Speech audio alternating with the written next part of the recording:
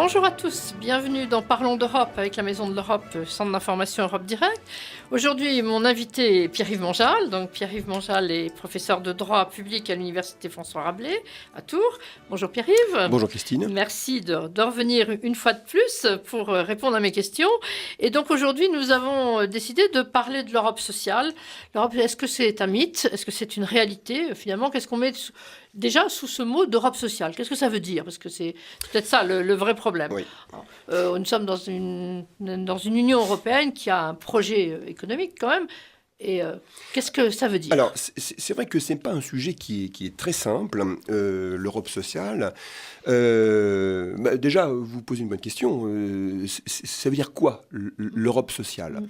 Est-ce que l'on est sûr de pouvoir identifier un périmètre d'action sociale au plan européen, le contenu de cette politique sociale? Qu'est-ce que l'on fait entrer dans le champ social? Je crois que c'est très vaste. Est-ce que c'est que la sécurité sociale? Est-ce que c'est la protection contre la prise en charge la maladie, la vieillesse, la maternité? Est-ce qu'on y inclut des éléments de droit du travail également, la protection des travailleurs? Sans doute, les conditions de travail, le salaire minimum. Bon, tout cela fait partie d'un bloc. Voilà, et est-ce que les 28 pays ont la même définition de tout ça? Alors, deuxième problème, outre le périmètre ou le contenu de cette politique, périmètre et contenu, est-ce que les États ont la même perception du champ social? Je n'en suis pas tout à fait certain. Sans doute que les États européens ont une vision du social, de l'égalité des chances, de l'égalité de traitement, de la prise en charge de la maladie, des risques liés au travail, par des organismes divers, dits de sécurité sociale pour le dire comme cela, où c'est au fond le budget de la nation qui va aider les plus démunis. Sans doute que les États européens se caractérisent par cela. La grande différence des États-Unis, par exemple, qui repose sur un autre modèle. Bon. Mais une fois que l'on a dit ça, je crois qu'on n'a pas dit grand-chose. Oui. Parce qu'il y a des perceptions extrêmement divergentes et différentes d'un État membre à un autre. Prenons l'exemple du salaire minimal.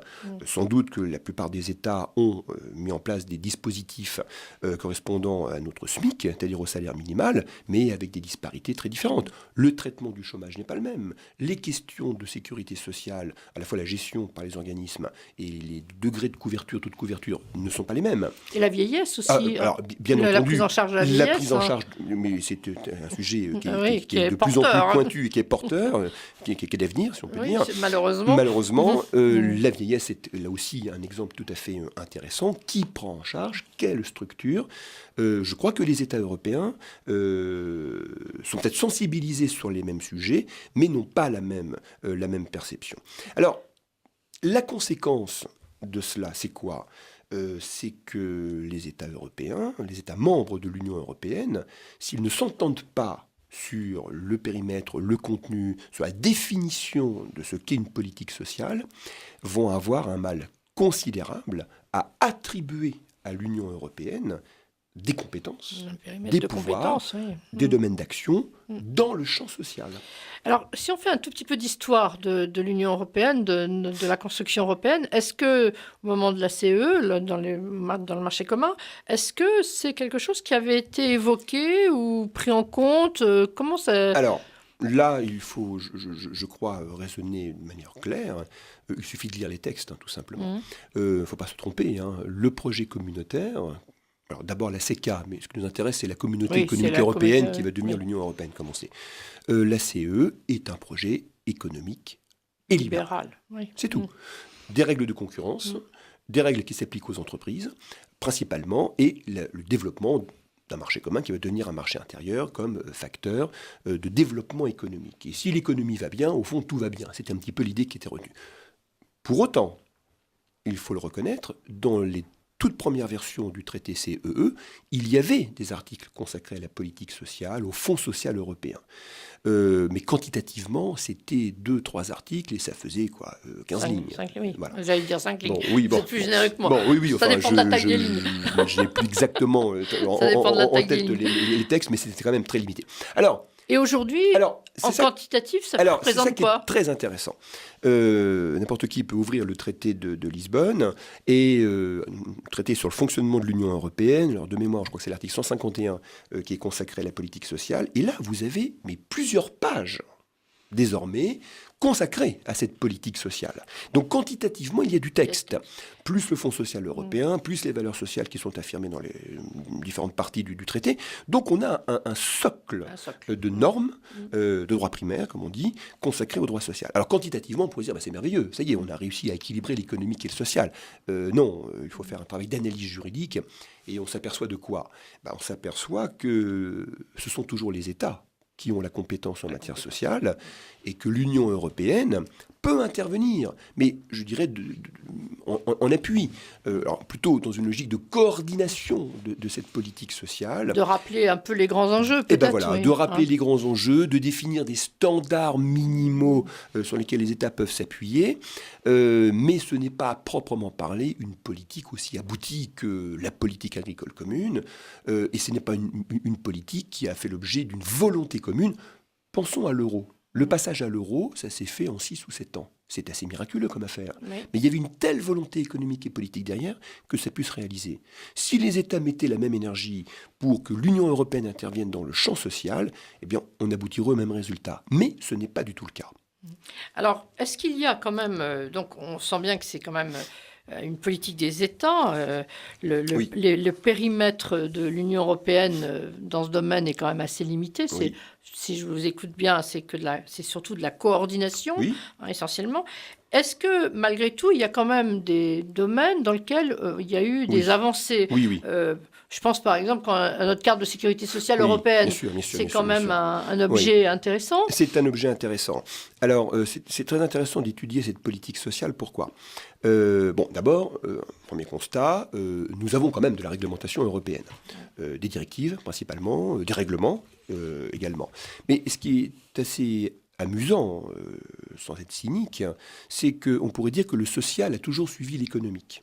C'est-à-dire que les questions sociales se sont toujours posées après la mise en œuvre des compétences économiques. La question de la sécurité sociale des travailleurs, c'est parce qu'il y a l'affirmation d'un principe de libre circulation des travailleurs qui permet à tout à chacun de quitter son pays pour aller trouver un emploi dans un autre État. Que alors s'est posée la question de la sécurité. Dès les années 60 d'ailleurs. Et donc on va adopter des règlements très complexes du reste, permettant la couverture sociale des travailleurs qui jouissent de leur droit à la mobilité. On s'est retrouvé confronté également, je dirais en contre-coup, à ces questions de politique sociale sur la question de la retraite. Je suis un travailleur qui va exercer une activité professionnelle dans plusieurs États, 3 ans en Allemagne, 5 ans au Luxembourg, 10 ans en France, et je termine ma carrière en Espagne. Quelle retraite? Quel montant? Qu'est-ce que l'on prend en compte dans le calcul de mon temps de travail effectif? Ça ne s'est pas posé a priori. Oui, bien sûr, c'est parce qu'on a été confronté à cette logique circulatoire à des fins de développement du marché économique, que alors la question sociale s'est posée. Ce qui montre bien qu'il n'y a pas... c'est plus efficace, finalement. Alors, c'est très pragmatique. Oui, c'est pragmatique. Ça permet de s'ajuster, mais cela montre qu'il n'y a pas une politique sociale qui définit un cadre a priori. Ça a toujours été fait, je dirais, en décalage ou en accompagnement. Alors... Oui, pardon, allez-y. Et dans le même temps, il y a aussi des domaines où là, le législateur européen est intervenu en matière sociale, d'ailleurs assez tôt, et c'était d'ailleurs inscrit dans le traité. Le grand principe d'égalité de traitement entre hommes et femmes, le principe de non-discrimination entre hommes et femmes, le principe de l'égalité salariale entre hommes et femmes, ce sont comme des principes qui figurent dans le traité CE dès 1957. Ah ça, je trouve que c'est très très important, parce que personne ne le sait. Ah non, personne ne le sait. Il faut le redire. Alors, donc, le principe de c'est vraiment fondamental. On a l'impression par moment qu'on a découvert ça il y a 15 jours. Absolument pas. Et vous avez des arrêts qui datent des années 70. Donc, l'égalité salariale homme-femme, elle est inscrite Dans le traité... Alors, pas formulé ainsi, mais pas de discrimination entre les hommes et femmes et l'égalité de traitement entre les travailleurs, et tout sous-entendu hommes et femmes. Alors après, ça s'est un petit peu amélioré. Dans le traité de Lisbonne, on parle bien de l'égalité femmes-hommes à deux reprises et l'égalité hommes-femmes à une reprise. Bon.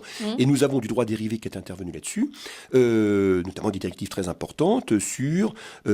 l'égalité salariale, sur les règles en matière de temps de travail, les règles minimum qui protègent le salarié dans les entreprises sur le terrain de la santé, de la sécurité, de l'hygiène, les règles européennes en matière de participation des salariés dans les instances représentatives de l'entreprise, les règles relatives à l'information générale des salariés, notamment en cas de licenciement malheureusement, mais ces règles-là sont fixées. Et puis, nous avons eu aussi les grandes directives et les grands textes européens relatifs aux congés maternité, aux congés parentaux. Alors ça, c'est intéressant, tout ça, parce que ça veut dire que tout ça, finalement, nous vient de l'Europe, du fait que nous faisons partie de l'Union européenne. Et la question que je vais vous poser pour finir, parce que l'émission arrive à sa fin, c'est est-ce que la France a eu un rôle moteur? Alors, c'est jamais net. Je ne crois pas. Je ne crois pas que la France a eu un rôle, en dépit des grandes déclarations que l'on connaît, véritablement moteur sur le congé maternité ou le congé maladie, ou même le congé payé du reste. Ce sont surtout les États du Nord, les pays scandinaves, qui ont un petit peu mené le bal sur ces questions-là. Et s'il y a 14 semaines au minimum payées pour le congé maternité, tout le calcul du congé parental, des congés maladie, la question de savoir si le congé payé et le congé maladie se superposent ou sont dissociés, eh bien, il faut bien le dire, ce sont plutôt les États d'Europe du Nord et la Cour de justice qui ont fixé ces règles. La France n'a pas été la mieux-disante, on va dire. Elle était un peu bloquante même. Alors, parfois, sur certains dossiers... bloquante, notamment je crois me souvenir que la question de la représentation des salariés et de l'information des salariés dans le milieu professionnel, ça avait fait l'objet de grandes discussions.